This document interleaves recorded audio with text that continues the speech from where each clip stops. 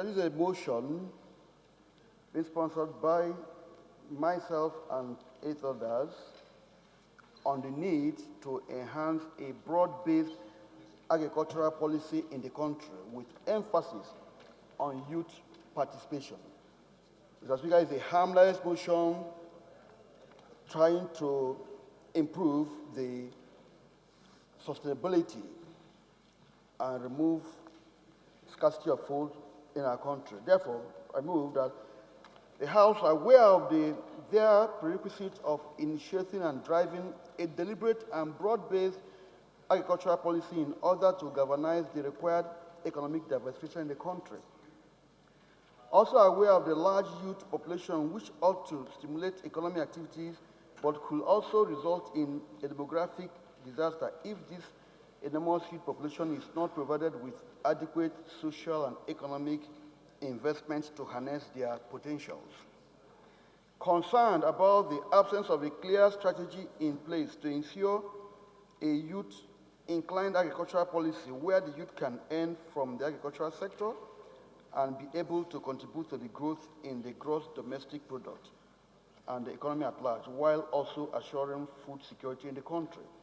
Note, the 2012 baseline survey of the National Bureau of Statistics, which revealed that 37% of the youth are engaged in agriculture, spreading through various subsectors like crops, livestock, fishing, and forestry.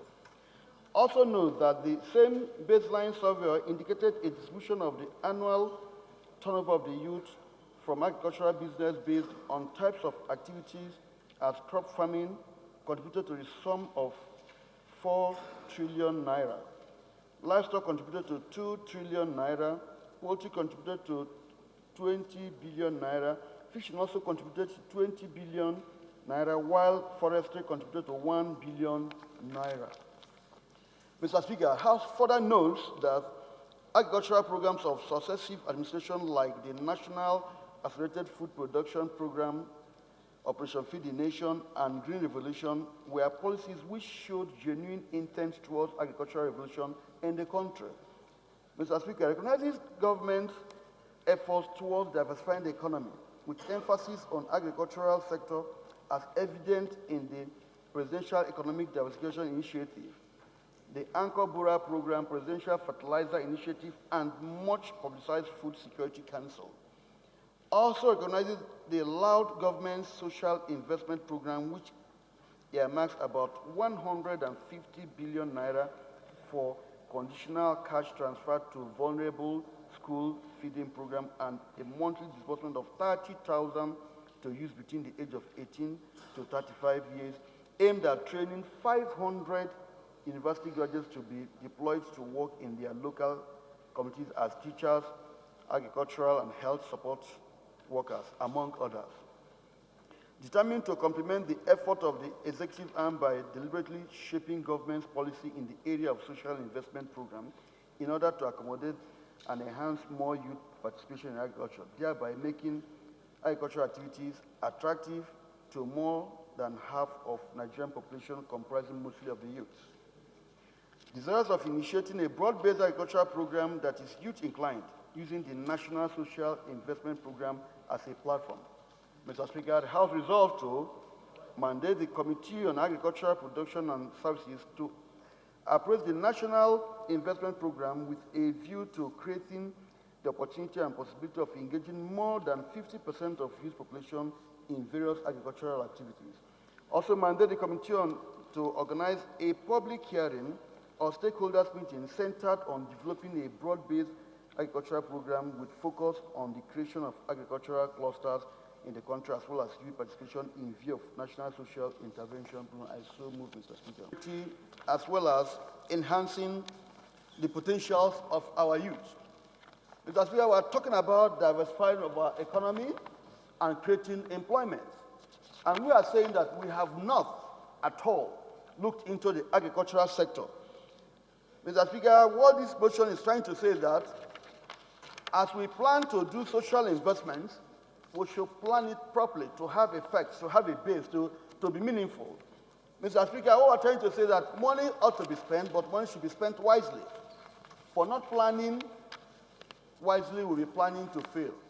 Mr. Speaker, we are saying that there's already formed a base, a platform for this program to go on. We all know that we also passed and agreed on a law that will enhance social investment program, which was earmarked to take care of agriculture, health, and education. Mr. Speaker, you know that you cannot teach if you're not a trained teacher. We also passed a law here that I'll soon comment that if you're not a qualified teacher, you cannot teach. Mr. Speaker, if you're not good in health, you cannot be doing health work. You can also see now, therefore, that this social investment program can only fit into agriculture. I'll give you an example, Mr. Speaker. In every local government, the government through this scheme pays about 50 youths 30,000 naira to go and teach, to go and do health work and all whatnot. And we know that in all reality, it is not productive. Therefore, why not we channel this to agriculture proper, where we can have agricultural cluster in every LG? Can we imagine, honorable colleagues, if you have in all the 774 LGs, where 50 youths are already paid, are meaningfully engaged in agricultural cluster, they will provide food, we will eat, and they'll be paid. After all, the minimum wage now is, say, 30,000 naira. So the payment is there. But when you give somebody 30,000 naira and he's not working, you are depreciating that money. The only way we can add value to that money is to make them productive. And the way they can be productive, we'll have enough food to eat. So what we're saying by this motion is that we should channel this properly into agricultural production. We should be sure to have enough food to eat. Mr. Speaker, I fear a lot because we are sitting on time bombs. Hunger is a motivator for violence. Hunger can bring a lot of things, and people are hungry. And the only way we can douse this agitation is to have enough food for people to eat. And the way we can have food is to engage these youths who are now seemingly doing nothing because they have nothing to do. They've not been given something to do. Since the government is desirous of finding them something to do, they should properly have a broad-based agricultural policy that can engage them meaningfully. So that the local government can key into it, the state government can key into it, so that we all have food to eat. That's what we're just saying. We, a lot of time, lay emphasis on agriculture and so on without being realistic and serious about it. The only thing we can do now is to show seriousness. Mr. Speaker, can you imagine any youth you train and pay 30,000 over a period of 2-3 years? The person may be able, with good support, to start his or her own farm. But if it's not well galvanized or well directed, at the end of that 30,000 naira, he or she will go back to square one and will be in where we are. Therefore, let there be a broad-based agriculture. All the major stakeholders in agriculture should come together, have a conference, and determine where we are going to. What did the Asian tigers do that they are food sufficient today? We should emulate them. That's what we're asking. Mr. Speaker, I so move. Of what you said, I'm already trying to make sure that up to 50 youths in my area benefit from the collateral-free, single-digit profit organized through post office and all whatnot. What we're trying to say is that governments, including us, the part of government, should take proactive steps in consciously bringing about agricultural revolution. And I said, the only way we can diversify, the only way we can even survive is to embark on deliberate, well-tailored, broad-based agricultural policy. Mr. Speaker, I say this without fear that we have no agricultural policy in Nigeria. In the past, like my colleague here said, we have farm settlements. Why did they die? In the past, we have something like accelerated food production programs. We had Operation Feed the Nation. We had Green Revolution. We had School to Land. They were successful. Mr. Speaker, I make bold again to say that except we resolve consciously cause agricultural revolution, we should endure a revolution caused by hunger. We are not saying stop the policy as we have. We are saying there's a platform already we can build on. We are saying that the social investment policy is already platform, but we can channel it properly to cause revolution in agriculture for better yield. Mr. Speaker, oil is no longer doing all the needful. We need to eat. I'll give you an example. We chased Ghanaians away some years ago. They went back home. They sat and they said, what do we do? They developed, first of all, broad agricultural policy, Within 2 years, they had food sufficiency.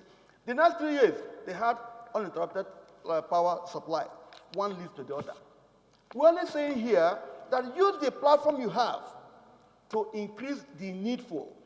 Let me give you an example. We also passed a law here that if you're not a qualified teacher, don't teach. It will soon be operational. Therefore, I'm saying, adjust this program, maybe add more money, still using the same fund, adjust in a way we'll get a better, efficient result. Mr. Speaker, it is a reliable project of the government now. We like it. We're only saying, how can we use it in area that is most needful? The social investment program says to be tailored into education, health, and agriculture. Mr. Speaker, if you're not a trained health personnel, you have a limited functions in health. If you're not a qualified teacher, like we know now, we even see what our graduates now write. According to a professor here, said this distance education makes knowledge distant from them. But agriculture is something you can go in. So what I would say is harmless, except there's a study. When you call the stakeholders to come and look at it, when we say appraise that, we're not saying discard it, but look at it. Which way can we do an adjustment? Except you study a thing, you don't know what is in it. So that's what I'm calling, say, let the stakeholders meet through agricultural committee so we can appraise it, add more value to it. I'm not saying discard it. I'm not saying stop other people. That's what I'm just trying to say.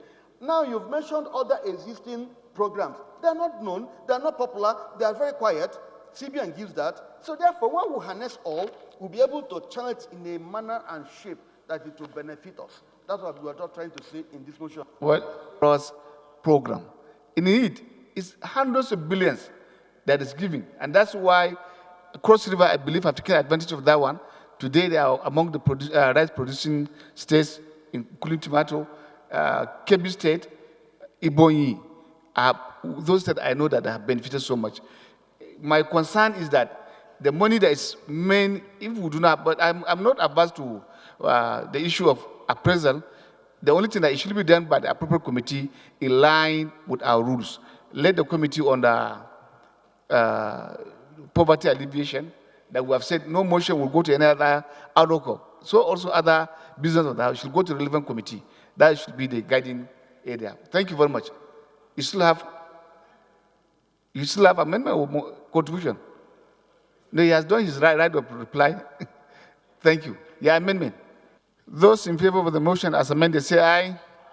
Those against say nay. The ayes have it.